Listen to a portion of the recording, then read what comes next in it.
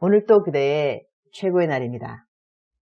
이문미 선교사 묵상입니다. 2022년 2월 6일 주일 최고의 날. 우리의 심령을 상쾌하게 해주실 여호와. 예레미야 31장. 어제는 많은 분들이 큐티하는 방법을 보내달라고 연락이 와서 아침, 나절 내내 큐티하는 방법을 카톡으로 전달하는 사역을 하였다. 이들 모두 하루라도 큐티를 기록하면서 주님의 음성 듣기를 연습할 것을 생각하니 너무나 감사한 마음. 하나님이 얼마나 이들을 기뻐하실까? 그리고 또 이들은 얼마나 기쁜 새로운 경험을 하게 될까? 어제는 어려운 시간을 큐티의 주님 음성 듣기를 하면서 이겨낸 어느 분이 보내온 간증의 일부를 옮겨본다. 오늘 묵상 녹음을 들으면서 저를 돌아보게 되었습니다. 2018년 7월 16일 시편 1편부터 묵상 시작했습니다. 남편의 도박으로 서울에서 시골로 이사를 했고 멈추지 않는 남편의 도박으로 말로는 다 표현할 수 없는 죽을 것 같은 숨이 쉬어지지 않는 일상에 몸도 영혼도 말라가는데 더 괴로운 것은 남편을 발로 밟아 죽이고 싶은 마음. 이런 일들이 내 잘못인 것만 같은 죄책감에 누구도 만나지 못하고 정말 바닥보다 더 깊은 최악의 재정 상태에서 오는 두려움, 초라함, 그냥 갇혀버린 시골 외딴살이까지. 그렇게 큐티를 하면서 하나님 앞에 나아갔습니다. 많이 시도해봤지만 번번이 실패했습니다. 선교사님의 설교 듣고 무조건 시작했습니다. 그리고 주님으로부터의 답도 적었는데 가장 많이 들은 말은 사랑한다 라는 말이었고 제 잘못이 아니라는 것이었습니다. 그런데 주님의 음성이 제가 듣고 싶은 말씀만 하시는 것 같아서 이거 제대로 듣는 거 맞나? 라는 의문도 갖게 되었고 염려하지 말라 라고 하시는데 염려도 멈추지 못하고 자유하지도 못하니 여전히 마음이 어렵고 선교사님을 만나야만 살 것 같은 생각이 드니까 선교사님의 스케줄은 안중에도 없고 무조건 때를 썼습니다. 그때 정말 죽을 것 같았거든요. 그렇게 11월 26일 서울역에서 만났습니다. 진리가 너희를 자유케 하리라 라는 말씀과 그때 주신 기도 다는 기억하지 못하지만 너는 내 영광 가리지 않았다. 너 때문에 수치도 당하지 않았다. 너는 온유한 자다. 너는 온유한 자다. 전에는 강팍한 자였으나 지금은 온유한 자다. 내가 듣는 모든 음성들 틀리지 않았다. 모두 내가 들려주는 음성이고 약속이다. 나는 너의 아버지, 천지를 지으신 너의 도움, 너의 이 모든 것들을 통하여 복음의 통로가 되리라. 너를 통하여 너의 가정을 통하여 내가 영광받으며 복음이 증거되리라. 따라 울지 말아라. 녹음도 안 했는데 지금까지도 기억하며 그 이후로 자유하며 감히 생각지도 못하는 아름다운 하나님의 언어들을 듣고 약속을 듣고 사랑을 배웁니다. 그렇게 작년에 묵상 한 번이 끝났고 오늘 신명기 30장을 하면서 성경 전체가 하나님의 사랑이라고 듣기만 하고 100% 느끼지 못했는데 오늘 전체가 하나님의 큰 사랑으로 만난 날입니다. 그리고 오늘 주님께서 끝까지 주님을 붙잡고 있어 주어서 고맙다고 하시는데 눈물이 왈칵 주님께서 저를 붙잡아 주신 건데요. 붙잡고 있어도 도망가는데 제가 꼭 붙잡고 있었다면서 요한복음 15장 나는 포도나무요 너희는 가지니 의 말씀으로 꼭 붙어있는 저를 축복하셨습니다. 선교사님 이렇게 주님을 만나고 대화하면서 살아내고 있습니다. 올해 저의 기도는 선교사님처럼 하나님과 더 깊이 대화하고 대화가 끊어지지 않기를 원합니다. 제가 자꾸 제 말을 더 많이 하게 되어서요. 주님 그렇게가 가장 많고 주님 감사합니다. 주님 감사합니다. 그렇게 끝나기 일수인 초보이지만 그래도 하루 종일 대화하려고 애쓰고 있답니다. 선교사님의 설교 말씀은 하나님을 좋은 분으로 만나게 하고 묵상도 도전해보고 싶은 마음을 갖게 합니다. 어쩌면 더 어려운 상황이지만 제 마음이 무겁지 않습니다. 이겨낼 힘을 날마다 공급받고 있습니다. 선교사님 통하여 좋으신 하나님을 알게 된 덕분입니다. 감사합니다. 사랑합니다. 예레미야 31장 25절 이는 내가 그 피곤한 심령을 상쾌하게 하며 모든 연약한 심령을 만족하게 하였습니다. 하시기로. I will refresh the weary and satisfy the faint. 나는 묵상을 쓸 때 성경의 전체적인 흐름의 맥락으로 할 때도 있지만 때로는 한 구절이나 한 단어로 묵상을 한다. 그 이유 중 하나는 내가 말씀을 읽을 때 그날 내게 일어난 일들하고 성경 말씀하고 함께 맞물리는 일들 때문인 것 같다.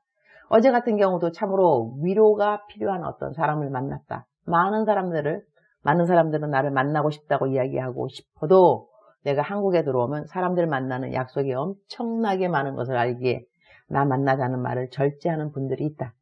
이분도 그런 생각에 나를 만나자고 말을 할까 말까 많이 망설였던 것 같다. 그러나 자기 자신이 우울증에 빠졌다는 생각이 들 정도로 모든 일에 무기력해지고 서글퍼지자 나에게 그야말로 SOS를 친 것 같다. 그런데 내 반응이 막바로 만나자고 시간을 만들어서 알려주었더니 이분이 감동을 한 것이다. 그러면서 그렇게 빨리 만나자고 시간을 만들어준 거기서 벌써 힐링이 시작되었다고 한다. 어제 약 2시간 동안 이야기를 했는데 이분 정말 많이 지쳐 있었구나. 그런 생각을 저절로 하게 되었다. 그분을 만나고 온 다음에 오늘 묵상을 한 장을 쭉 읽으니 참으로 많은 구절들을 묵상 구절로 선택하고 싶었으나 그분의 경우를 겪고 있는 많은 사람들이 있을 것 같아 오늘 말씀을 25절 말씀으로 선택한 것이다. 이는 내가 그 피곤한 심령을 상쾌하게 하며 모든 연약한 심령을 만족하게 하였습니다. 하시기로. 하나님을 잘 믿는 사람들로 여겨지는 사람들이 우울증이나 무기력증을 경험하게 되는 것은 그만큼 선한 일을 많이 했기에 어느 순간 그 한계를 느끼게 되는 때라고 하겠다. 나를 참 잘 챙겨주시는 어느 분이 있다. 내가 어디를 오고 갈 때 늘 소위 품위 유지비를 챙겨주시는 분인데 내가 그다지 물질에 대하여 부족함이 없는 것을 아심에도 항상 나를 챙겨주신다. 그러니 나의 있고 없고 때문이 아니라 나를 무작정 사랑해 주시는 분이신 거다.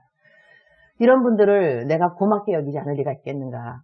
선경금을 내시는 분들이야 하나님께 막바로 드리는 것이니 하나님이 저절로 그분들에게 합당한 복을 주시겠지만 이런 분들은 나를 개인적으로 섬겨주신 분들이니 내가 특별히 더 축복기도 하고 그리고 나도 기회가 있을 때마다 챙겨드리려고 한다. 그래서 이분도 내가 이런저런 모양으로 기회가 될 때 챙겨드릴 때가 있는데 어느 날 이분이 그러신다. 목사님 외에는 저를 챙겨주는 사람이 없어요. 그 말을 듣고 마음이 한편 짠했다. 이런 분들은 섬겨드리는 이웃들이 한두 사람이겠는가. 섬겨드리는 주의 종들이 한둘이겠는가. 그런데 그렇게 섬겨도 다시 챙김받는 일은 참으로 드물다는 것이다. 그런데 어제 만난 사람도 정말 남들 잘 챙겨주는 사람이다. 이 사람 저 사람 이 모양 저 모양으로. 그런데 정작 자기가 아프고 힘드니 자기에게 손 내밀어 주는 사람이 없구나 하는 생각을 하게 되니 마음이 바닥을 치게 된 것이다. 자신도 이렇게 자신이 연약하게 여겨지는 시간이 있을 줄 몰랐다고 한다. 그러니 그러한 자신을 보게 되는 이 상황이 더더욱 황당하기도 했던 것 같다. 우리가 헤어질지 그분은 연신 자기가 내민 손을 잡아주어서 너무 감사하다고 했다. 나는 당연히 기도해 주었고 그분은 언제 우울증이었느냐는 것처럼 완전 힘 있는 인사말을 해주고 나랑 헤어졌다. 많은 사람들이 힘이 되는 가운데 있지만 남들을 많이 도와주었던 사람이 힘이 될 때 그들은 누가 도와줄 것인가?